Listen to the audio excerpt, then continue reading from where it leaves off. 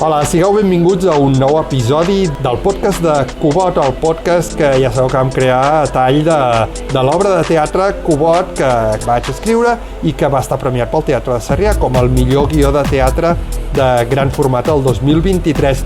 I avui em sento com un nen que ha d'estrenar una nova joguina. De veritat. I és que he entrat en un edifici que em feia molta il·lusió de conèixer. Estic a l'Institut de Física d'Altes Energies de la Universitat Autònoma de Barcelona, en un laboratori de l'empresa Kilimanjaro. Sí, Kilimanjaro, com la muntanya més alta de l'Àfrica, una muntanya que està a Tanzània i que fa més de 5.000 metres d'alçada. Però en lloc d'escriure's amb K, que és com es diu la muntanya, l'empresa on estic s'escriu amb Q de Cubot.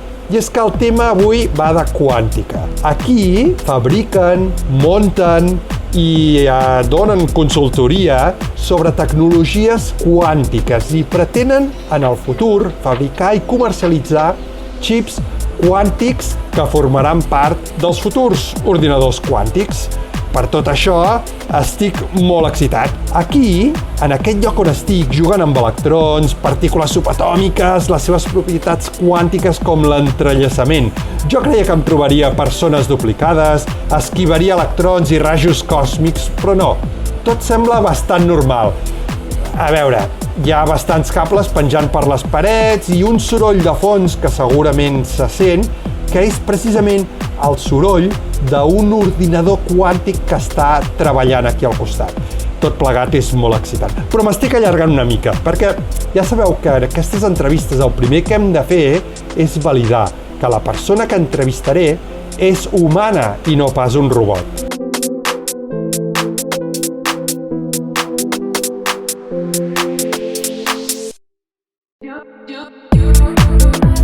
De fet, es tracta de la directora general de l'empresa de Kilimanjaro. Ja vagi per avançada que pensar que un robot es pugui dedicar a crear aquesta tecnologia, els xips quàntics, seria una paradoxa, perquè com pot ser que un robot pugui desenvolupar una tecnologia que encara no existeix, si els robots saben fer allò que nosaltres els ensenyem? I això no existeix, per tant, seria una mica estrany pensar que un robot pot fer el que fa la persona que avui entrevisto. Per acabar de confirmar que és humana, us diré que ha viscut a llocs molt distants del món. Com a mínim sé que ha viscut al Japó i al Regne Unit, on es va treure el doctorat de física i es va dedicar a la quàntica, a desenvolupar algoritmes quàntics. I després va arribar a Kilimanjaro, on després de 3 anys està actualment liderant el que em sembla que seria una de les empreses més futuristes que tenim en el país. No hi ha dubte, la nostra entrevistada d'avui és humana. És la Marta Estarelles. Marta, moltes gràcies per acollir-nos en el vostre laboratori i acceptar ser entrevistada a Cubot. Moltes gràcies a vosaltres.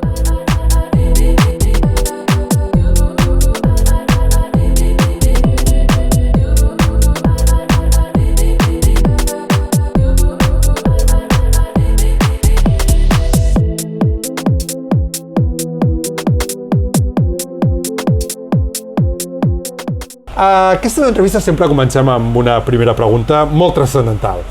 Quin és el projecte de la teva vida? Quin és aquell projecte que et fa més il·lusió de compartir-nos? Aquesta és molt fàcil, perquè la resposta és, òbviament, el projecte de la meva vida és Kilimanjaro. O sigui, i sona una mica pretensiós dir-ho, perquè no sembla que estic fent propaganda de l'empresa, però és que és veritat.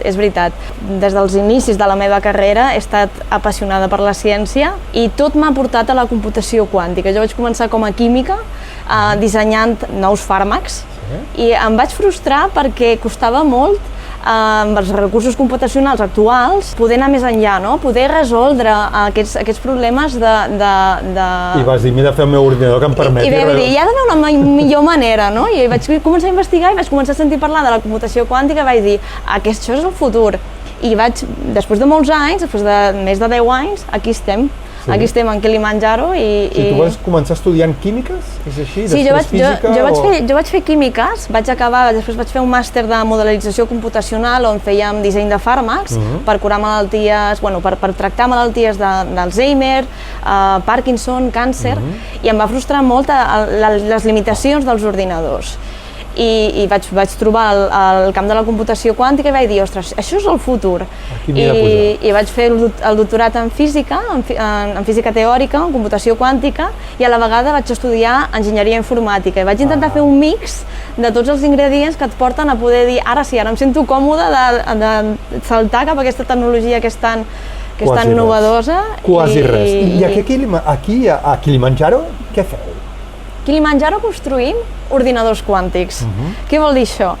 Vol dir que vas des de tota la capa d'aplicacions, des d'entendre quin és el cas d'ús de l'ordinador quàntic, amb construir el sistema operatiu, perquè òbviament no existeixen sistemes operatius ni el software per fer aquests ordinadors, per tant l'hem de fer nosaltres, fins a dissenyar i fabricar el xip que es comporta segons les lleis de la mecànica quàntica i després ho connectes tot, l'aplicació, l'algoritme, el software i el hardware, i aquí tens un ordinador quàntic, i això és el que fem. Però això és una passada, no? Perquè clar, esteu fent totes les capes necessàries per poder tenir un ordinador quàntic funcionant, no? Sí, perquè aquestes coses no les pots externalitzar, no? En aquest estat de l'art, i ho has de fer tot tu.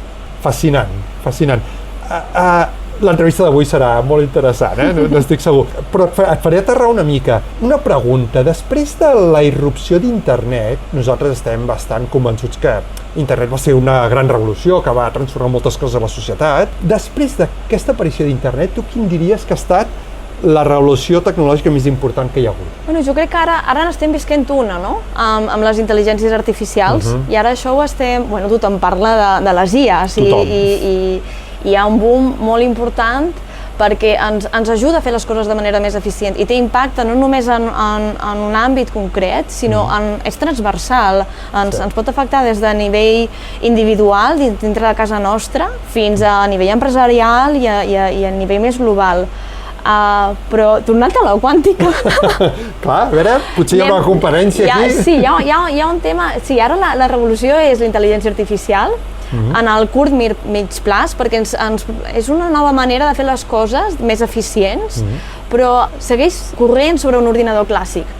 I això té un límit, el mateix límit de per què no es podia simular certes molècules de química o materials, el mateix passarà amb les IAs. No podem mantenir les exigències de processament computacional que ens està demanant la societat. Per tant, a llarg plaç, la computació quàntica haurà d'arribar perquè no hi ha futur de la IA sense computació quàntica. Clar. Per tant, no afirmes que la revolució més important sigui la quàntica perquè encara està per arribar. Està per arribar, jo crec que ho serà.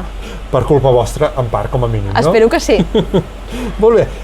Ja que parlem de la IA, ens podries ajudar a entendre què és la intel·ligència artificial? Bueno, la intel·ligència artificial és una pregunta complicada, aquí m'has pillat. La intel·ligència artificial al final és aprofitar models d'aprenentatge similars a les maneres en les que aprèn el ser humà, amb trial and error,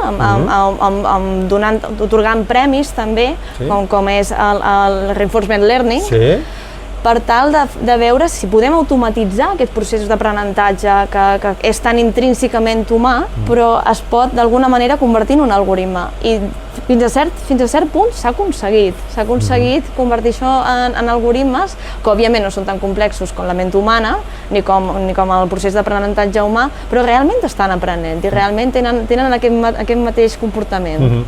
Potser serà més fàcil ajudar-nos a definir i que nosaltres comprenguem una mica més què és la computació quàntica. Com ens explicaries què és això de la computació quàntica? La computació quàntica és una manera... I escolta, estàs parlant amb no físics, no matemàtics, has de ser una mica... Hem de baixar de nivell, una mica? Sí, anem a pensar en les matemàtiques, la lògica. O sigui, la computació normal, convencional, funciona segons lògica. O sigui, nosaltres agafem la informació i el que fem és codificar-la amb uns i zeros. Tota la informació del món digital, està codificat amb cadenes d'uns i zeros. I la manera que tenim de manipular la informació per crear totes les operacions que veiem en els ordinadors, en els mòbils, en tot, és molt senzilla, és a través de sumes, restes, operacions lògiques que es fan amb els uns i zeros. És lògica matemàtica. Sí. La computació quàntica el que fa és codificar de manera similar la informació de tal manera que es regeix sota les lleis de la mecànica quàntica.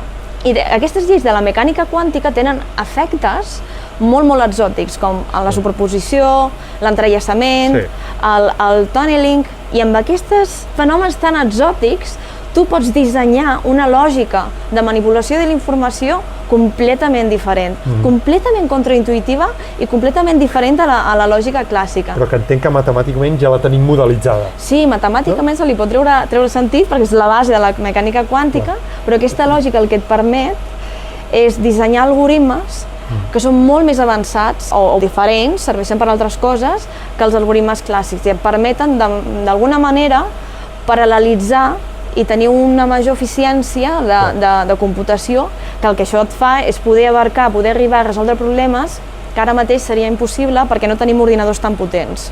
Clar, a mi això ho trobo fascinant. Pensar que hi ha problemes que avui no podem resoldre, que quan aquesta tecnologia arribi els resoldrem. Sí. No? És fa por, fascinant, no? Fa por, sí. Genera moltes coses, moltes sensacions, realment, és molt interessant. Ara et faré una pregunta personal, perquè amb això de sobretot per la intel·ligència artificial, l'automatització de tasques, etc., hi ha molt debat, no?, de com això ens pot impactar en el nostre dia a dia, en la nostra feina, perdre llocs de feina, etc. Fa poc el Fons Monetari Internacional ha tret un informe on analitza l'efecte que tindrà la intel·ligència artificial.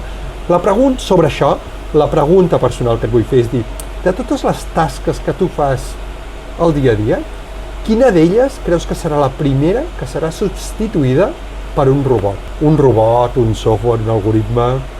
Puc dir la que espero que sigui la primera que substitueixi les tasques que faig, que és la gestió del correu. Per exemple, decidir quins són els correus que són importants, que no són importants, i gestionar fins i tot les respostes de manera ja mig automatitzada. Jo crec que això ja comença a estar a punt de sortir i seria, per la gent que rep un influx molt gran d'e-mails i també de trucades i tot això, un assistent virtual doncs seria molt útil i et trauria com a molt Agraeixo que el meu correu electrònic t'aparegués allà com un correu que havies de llegir, Sí. No sé ara si el sistema aquest, el meu correu el destacaria o no, Sí, segur Hauríem d'aprendre sí. com escriure perquè me'l destaqués. El que és curiós d'això és que podria arribar a passar que tinguéssim motors d'intel·ligència artificial enviant-se correus entre ells i fent coses sense intervenció humana. Sí. Això podria arribar a passar, fins a cert punt. El qual pot ser interessant. És un altre escenari interessant que me l'apunto potser pel proper guió de teatre. El que et fa més por de la tecnologia, què seria? Hi ha alguna cosa que et faci por de la tecnologia que està apareixent? Perquè, ja estem dient coses que ens fan posar una mica en alerta. Però hi ha alguna cosa que destacaries? Sí, sobretot ara amb tot el tema de la intel·ligència artificial hi ha molta gent que té por que les màquines revolucionin, no? I vagin en contra. A mi això no em fa tan por. El que em fa por no són les màquines, són els humans. I què pot passar si certes tecnologies o certes potències tecnològiques, tant sigui de la IA, de la quàntica, arriben a males mans. Ja hem vist quines són les conseqüències de tecnologies molt potents, com per exemple la bomba atòmica, arribés a mal ús, i què és el que passa.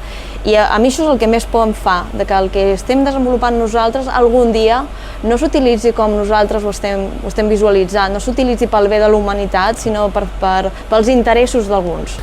Fa pensar molt, realment. Mira, ara el joc que et proposo de fer és, jo començo una frase, o et dic una frase, a veure si tu hi estàs d'acord o no amb aquesta frase. Una ja me l'has començat a contestar, que és, els robots un dia es rebel·laran contra els interessos de la humanitat. No estic d'acord. Ja ens ho has justificat una miqueta, No, el que ens ha de preocupar són els humans. Exacte. Després, ara és una mica una pregunta de país, perquè al final tot això del podcast neix d'escriure una obra de teatre en català, en aquest racó de món. A més, tu que has viscut a llocs i cultures molt diversos, aquesta pregunta jo crec que és interessant. La irrupció d'aquestes tecnologies, la quàntica, la intel·ligència artificial, el que pugui venir que encara no sabem, per un racó de país com Catalunya, una petita cultura, tu creus que això ens obre oportunitats, riscos, més riscos que oportunitats? Quina situació creus que ens ofereix això? Jo crec que és un niu d'oportunitats. Al final, la computació quàntica és una tecnologia amb molt de potencial, que ningú crec que ara mateix sigui capaç d'imaginar-se l'impacte que tindrà en la societat. Serà una autèntica revolució si aconseguim que arribi a bon port. I que, per exemple, a Catalunya hi hagi un hub tecnològic, una massa crítica de gent experta, d'empreses, de centres de recerca, universitats, que són coneixedors d'aquesta tecnologia, estratègicament i geopolíticament els fa una potència en el món. En el futur, abans m'explicar els vostres plans de futur, que són espectaculars, tu t'imagines aquestes tecnologies que esteu desenvolupant que puguin marxar de Catalunya, o que es quedin a Catalunya, que Catalunya pugui ser un centre de referència mundial perquè ara m'imagino que deveu estar en competència amb altres empreses que fan coses similars. Creus que Catalunya pot tenir el seu lloc? Sí, 100%. Sí, 100%. Sí. Per tant, diguem que és una onada que podem aprofitar. Sí, i és el que volem fer. Un dels nostres objectius és realment intentar incentivar aquest ecosistema i que generar aquesta massa crítica, atreure talent, molt talent que també va marxar quan hi havia la crisi científica, que molts investigadors van haver de sortir, ara que tornin perquè tenim talent molt bo creat aquí a Catalunya i no cal anar fora. Jo crec que sí. Us és fàcil trobar talent? No, és molt difícil. És molt baratant, que estic fent ja un pot de promotion de veniu, torneu a casa. Sí, és molt difícil perquè marxen? És difícil perquè n'hi ha poc. Hi ha molta poca gent que, de cada n'hi ha més, però hi ha molt poca gent que tingui anys d'experiència en aquesta tecnologia, per el simple fet que és una tecnologia molt nova, i a més hi ha molta competència de contractació. Estem competint amb empreses com Google o IBM, que els agafen tots, i clar, tothom vol anar a Google o IBM. Una pregunta molt materialista. Els investigadors en aquest camp teu, no parlo ara en altres camps que potser hi ha menys recursos, però en aquest he d'entendre que els organismes públics estan posant diners i hi ha expectativa. Un investigador en aquest camp està ben remunerat o no? Sí. Sí, eh? Sí. Aquí a Catalunya, eh? A la computació quàntica, jo diria, no puc parlar d'altres camps, però jo diria que sí, perquè bueno, hi ha interès, comencen a sortir moltes iniciatives privades, les iniciatives privades sempre han de compensar una mica millor que la universitat. Històricament l'empresa privada sempre remunera millor, i també la competència que hi ha, pel simple fet que no hi hagi moltes empreses i que estiguis competint amb empreses mundials, grans, gegants, com Google o IBM, et fa que si tu vols atreure aquest talent l'hagis de remunerar mínimament bé. És complicat perquè lluitem per recursos, però fem tot el que podem perquè tinguin una remuneració bona.